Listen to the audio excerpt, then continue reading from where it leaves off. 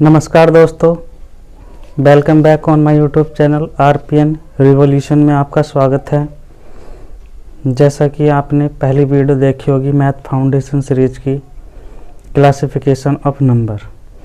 Classification of number का ये part 2 है और पार्ट 1 इससे पहले की वीडियो में आप देख चुके होंगे। तो अगर नहीं देखा तो पहले इस प्लेलिस्ट में जाकर पार्ट 1 देखिए, उसके बाद इस पार्ट 2 को देखिए, ज़्यादा बेनिफिट मिलेगा। और एक जानकारी कि जैसा कि आप जानते हो ये चैनल न्यू है अभी, तो इस चैनल को आपको अगर फ़ायदेमंद लगे, कंटेंट आपको हेल्पफुल लगे तो चैनल को लाइक करें, सब्सक्राइब करें और शेयर करें। तो आइए दोस्तों, अब हम चलते हैं क्लासिफिकेशन नंबर्स की जो चीज़ बच गई थी पार्ट 2 के नाम से आपको चैनल पे मिलेगी। पार्ट 2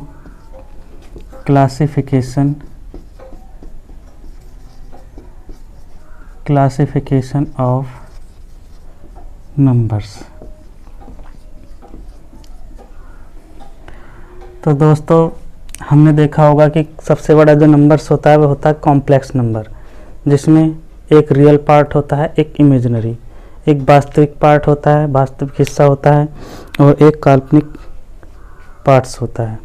उसी में हमने जो रियल पार्ट्स था उसी की डिटेल बताई थी। रियल पार्ट्स को हमने 2 कैटेगरी में डिवाइड किया था, एक था रेशनल नंबर्स और एक था इरेशनल नंबर्स, जिसमें रेशनल नंबर्स जो होते हैं PYQ के रूप में लिखे जा सकते हैं और जो इरेशनल नंबर्स होते हैं और उनको PYQ के रूप में नहीं लिखा जा सकता। तो उसी के क्रम में जो रिकरिंग और नॉन रिकरिंग उसे और ज़्यादा एक्सप्लोर करते हैं। तो देखिए दोस्तों, अगर हम डेसिमल नंबर्स की बात करें, डेसिमल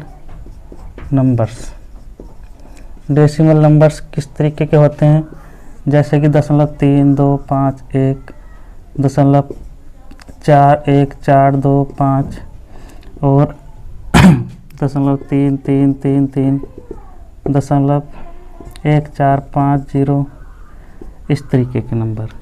यानी कि अगर हम इन नंबर्स को देखें तो इसमें कुछ नंबर्स तो ऐसे हैं जो पूरे ख़त्म हो गए, इसके आगे कुछ नहीं है अब जा।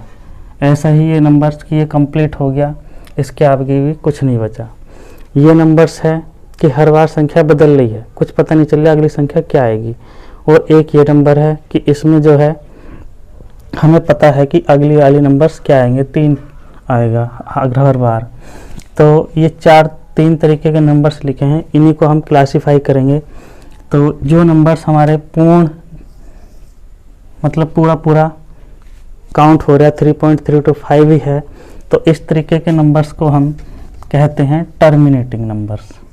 अगर इसकी 2 कैटेगरी हम बनाएं तो एक कैटेगरी का नाम है टर्मिनेटिंग नंबर्स, यानी कि वो नंबर्स जो पूरे काउंट हो जाएं, मतलब दशमलव के बाद जितने अंक हैं सारे के सारे उस नंबर्स में लिखे हों। तो इस तरीके के जो नंबर्स होते हैं डेसिमल नंबर्स में, इन्हें नंबर्स को बोलते हैं हम टर्मिनेटिंग नंबर। यानी कि एक हिंदी में इसे बोलते हैं हम शांत भी बोल सकते हैं, शांत वाले टर्मिनेट हो गए, मतलब पूरे वैल्यू हमें पता है। दूसरी होती है नॉन टर्मिनेटिंग,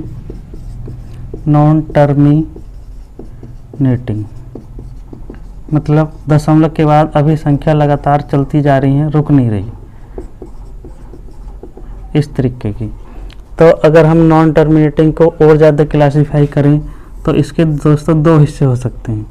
एक ये वाले नंबर्स जो संख्या हर बार बदल रहे हैं, उन्हें बोलते हैं हम नॉन रिकरिंग नंबर्स या डेसिमल, मतलब ये 1.4, 5, 2, 3 इस तरीके के। और दोस्तों पाई भी दोस्तों इसी नॉन रिकरिंग नंबर्स में ही काउंट होता है। और जो रिकरिंग नंबर्स होते हैं दोस्तों, वो इस तरीके वाले होते हैं कि दशमलव के बाद जो संख्या आ रही हैं उसका हमें पता है कि बाद में क्या आएगी, यानी कि 2 2 इस तरीके वाले 2 5 2 5 2 5, तो हमें पता है कि अगली संख्या क्या होगी। तो इस तरीके वाली संख्याओं को हम पी वाई क्यू के रूप में चेंज कर सकते हैं, यानी कि ये भी एक रेशनल नंबर्स हैं। और जो ये वाले नंबर्स होते हैं टर्मिनेटिंग डेसिमल में, ये भी हम पी वाई क्यू के रूप में भी इन्हें लिख सकते हैं। और जो ये नंबर्स होते हैं प्योरली यही नंबर्स होते हैं जिन्हें हम पी वाई क्यू के रूप में नहीं लिख सकते, और इन्हीं को कहते हैं इरेशनल नंबर्स। तो उम्मीद है कि दोस्तों आप समझ पाए होंगे। एक बार फिर से रिकैप करते हैं।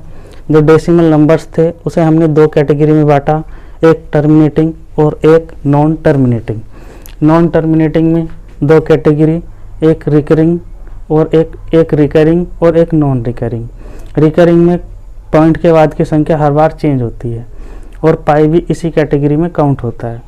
और जो रिकरिंग है उसके बाद हमें पता है कि पॉइंट के बाद क्या नंबर आ रहे हैं। तो अब इससे आगे चलते हैं क्लासिफिकेशन की सीरीज में।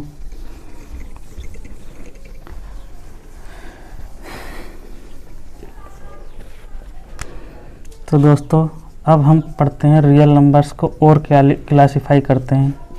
जो रियल नंबर्स होते हैं अगर हम उन्हें और कैटेगरी में डिवाइड करें तो एक कैटेगरी होती है हमारी इंटीजर और दूसरी कैटेगरी डेसिमल। तो डेसिमल दोस्तों अभी हमने सीखा, अब हम पढ़ेंगे इंटीजर। इंटीजर को हिंदी में बोलते हैं पूर्णांक, और ये इससे पहले की वीडियो में भी इसके बारे में जानकारी अधूरी थी, तो इस वीडियो में आपकी कंप्लीट हो जाएगी कि इंटीजर होता क्या है। अगर हम दोस्तों एक नंबर्स लाइन ड्रॉ करें और इस नंबर लाइन में है 0 और इधर के हिस्से में +1 +2 +3 इसी तरीके से प्लस इन्फिनिटी तक, और इधर करें तो -1 -2 -3 ऐसे ही इन्फिनिटी तक।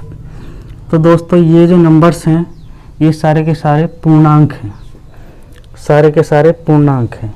यानी अगर हम कोई इंटीजर का सेट बनाएं, इंटीजर को i से डिनोट करते हैं, अगर हम इसका कोई सेट बनाएं तो हमारा सेट बनेगा -∞ -3 -2 -1 0 +1 +2 और +3 एंड सो ऑन +इन्फिनिटी। तो ये दोस्तों सारी की सारी संख्याएं इंटीजर इस सेट्स में काउंट हो गई। अगर हम और इसे क्लासिफाई करें तो ये वाला जो पोर्शन है इसे हम बोलते हैं पॉजिटिव इंटीजर।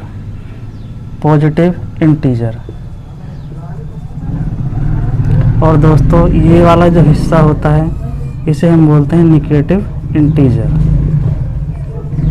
यानी कि धनात्मक पूर्णांक संख्याएं, और इसे बोलते हैं ऋणात्मक पूर्णांक संख्याएं। तो इससे हमें पता लगा दोस्तों कि 0 जो है, 0 ना तो पॉजिटिव इंटीजर है और ना ही नेगेटिव इंटीजर है। तो हम कह सकते हैं 0 is nor positive integer, nor 0 is not positive integer और नॉट नेगेटिव इंटीजर। यानी कि ना तो ये धनात्मक पूर्णांक संख्या है और ना ही ये ऋणात्मक पूर्णांक संख्या है। और आगे चलते हैं दोस्तों, इसमें हम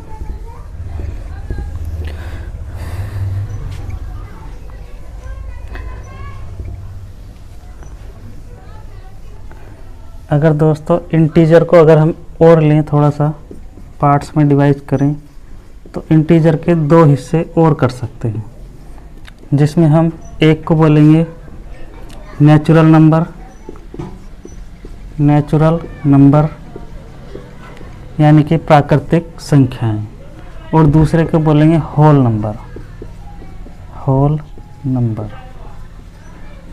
नंबर का मतलब हिंदी में होता है पूर्ण संख्याएं।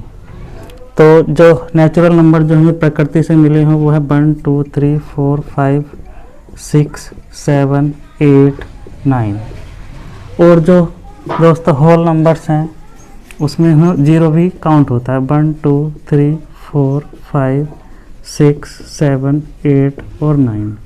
तो होल नंबर्स के ऊपर काफ़ी कभी कभी सवाल आए हैं प्रीवियस ईयर्स में, जैसे सीजल मेंस का पेपर था, जिसकी वजह से एक नंबर 0 की वजह से उसमें क्वेश्चन का आंसर चेंज हो रहा था। तो इसलिए हमें नेचुरल नंबर्स का भी पता होना चाहिए दोस्तों, और होल नंबर्स का भी पता होना चाहिए। नेचुरल नंबर्स को और हम क्लासिफाई करेंगे दोस्तों इंटीजर को।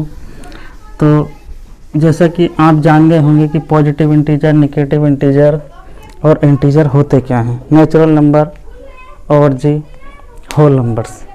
इसके आगे की दोस्तों और क्लासिफिकेशन के ही पार्ट्स में हमें जानना होता है कि जो हमारे इंटीजर होते हैं उनकी ही क्लासिफिकेशन है, जिसमें अगर हम जाने कि इवन नंबर्स क्या होते हैं। इवन नंबर्स हिंदी में बोलते हैं सम संख्याएं, सम संख्या। तो दोस्तों जिनकी यूनिट प्लेस की डिजिट अगर 0 हो, 2 हो, 4 हो, 6 हो, 8 हो, यानी कि इकाई अंक में अगर ये अंक आ जाएं, इकाई अंक के स्थान पर अगर हमें ये अंक मिल जाएं, यह संख्या अच्छा गिवन संख्या जो भी है आपकी, अगर वो 2 से कट जाए तो उन संख्याओं को हम कहेंगे इवन नंबर्स। यानी जो भी संख्याएं होंगी अगर वो 2 से कट गई तो भी, और अगर इकाई अंक में ये अंक आ गए तो भी संख्या सम संख्या होगी। तो जो संख्या 2 से कटेगी उनके इकाई में ये अंक होने ज़रूरी हैं, यानी कि 2 से कटने के लिए इकाई अंक में 0 2 4 6 8 होना ज़रूरी है, अन्यथा तो वह नंबर्स इवन 2 से नहीं कटेगा। अब दूसरे नंबर्स पे आते हैं दोस्तों हम, ऑड नंबर। ऑड नंबर में जो इकाई अंक के स्थान पर होगा वो होगा 1 3 5 7 9। तो दोस्तों अगर इकाई अंक के स्थान पर ये अंक आए, जैसे कि अगर हम इसका इवन नंबर का एक एग्जाम्पल लें 5 3 2 4 तो 8, तो इसमें दोस्तों इकाई के स्थान पर 8 है, यानी कि ये 8 है। इसका मतलब क्या हुआ कि संख्या सम है, और हम अगर 2 से भाग देंगे तो यह संख्या 2 से भी कट जाएगी। अगर हम कोई नंबर्स लिखें, यानी कि इसका जो इकाई अंक का स्थान है वो 3 है, यानी इस कैटेगरी का है। इसका मतलब हम कह सकते हैं कि संख्या जो है विषम है, और कह सकते हैं जो संख्या 2 से न कटे। इसका मतलब एक चीज़ हम और ऑब्ज़र्व कर पाए कि अगर इकाई में ये अंक आए तो वो संख्या 2 से नहीं कटती, अगर इकाई में ये अंक आए तो वो संख्या 2 से कटती है। तो इसीलिए हमने दोस्तों ये अंक लिखे हैं जिससे कि आपको और बेहतर नॉलेज हो। अब इसके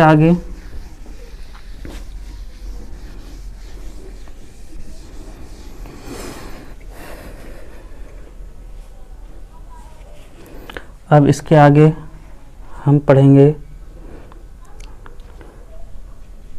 कुछ नंबर्स ऐसे होते हैं प्राइम नंबर्स।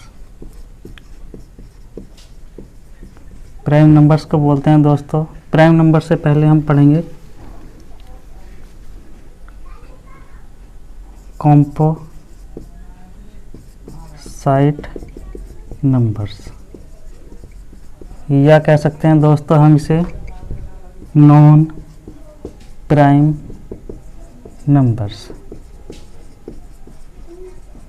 इसका मतलब क्या हो दोस्तों, नॉन प्राइम हिंदी में बोलते हैं हम भाज्य संख्या। इन संख्याओं की जानकारी के लिए दोस्तों हमें गुणनखंड निकालना आना चाहिए, फैक्टर्स निकालने आने चाहिए, जो आगे आपको मिलेगा जानकारी फैक्टर्स कैसे निकलते हैं। यहाँ पर हल्की जानकारी, थोड़ी कम जानकारी मिलेगी, लेकिन कंप्लीट जानकारी थोड़ी आगे मिल जाएगी। तो इसमें हम देखेंगे कि भाज्य संख्या क्या होती हैं। जिस संख्या या नंबर के कम से कम 3 गुणनखंड हो, जिस संख्या के कम से कम 3 गुणनखंड हो, वह संख्या अभाज्य संख्या, नॉन प्राइम नंबर्स या कॉम्पोसाइट नंबर्स होती है। जैसे कि अगर हम दोस्तों 8 लिखें तो 8 एक तो 1 से कट गया, 1 2 से कट गया, 1 4 से कट गया और 1 8 से कट गया। अगर हमने इसके टोटल फैक्टर निकाले तो 4 आए, 4 गुणनखंड आए। तो हमारी जो संख्या कह रही है जिस संख्या के कम से कम 3 गुणनखंड हो, यानी कम से कम 3 गुणनखंड हों, वो संख्या भाज्य होती है। तो कम से कम 3 तो दोस्तों इसके हैं, इसका मतलब क्या हुआ, ये संख्या भाज्य है। अगर दोस्तों हम 1 लें तो इसका सिर्फ 1 ही गुणनखंड है। अगर हम दोस्तों 2 लें तो ये संख्या 1 से कटती है या 2 से कटती है। इसका मतलब दोस्तों ये भी भाज्य संख्या नहीं है, ये भी भाज्य संख्या नहीं है। अगर दोस्तों हम 3 लें तो ये भी भाज्य संख्या नहीं है। अगर हम 4 लें दोस्तों सॉरी, तो ये 1 से भी कटती है, 2 से भी कटती है और 4 से भी, यानी कम से कम 3 गुणनखंड तो मिल गए। इसका मतलब ये संख्या कैसी है, भाज्य है। ये संख्या कैसी है, भाज्य है। ये संख्या कैसी है, भाज्य नहीं है, ये भी नहीं है, ये भी नहीं है। तो उम्मीद करते हैं दोस्तों आप समझ चुके होंगे। अब चलते हैं प्राइम नंबर्स।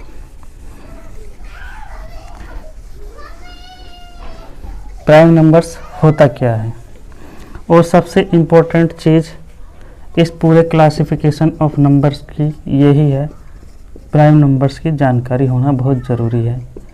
इसका प्रयोग आगे कई चैप्टर्स में होगा। प्राइम नंबर्स को बोलते हैं दोस्तों हिंदी में अभाज्य संख्या। अभाज्य का मतलब जो संख्या किसी से ना कटे, मतलब किसी से ना कटे।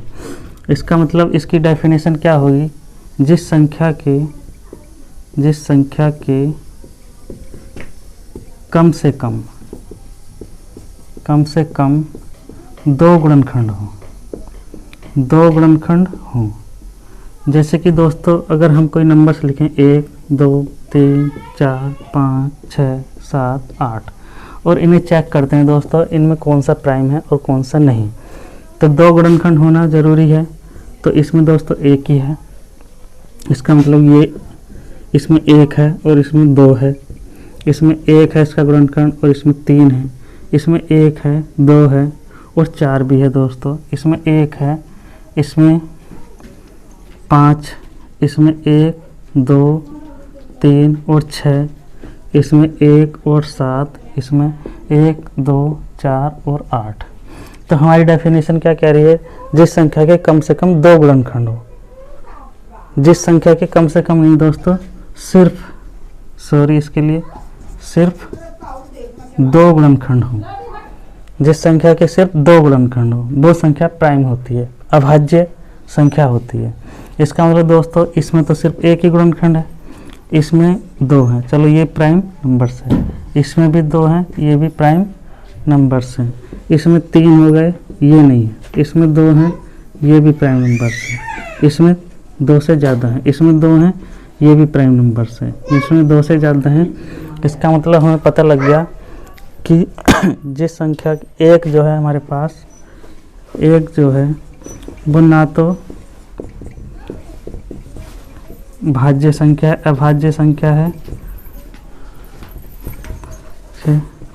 संख्या है और न ही भाज्य है।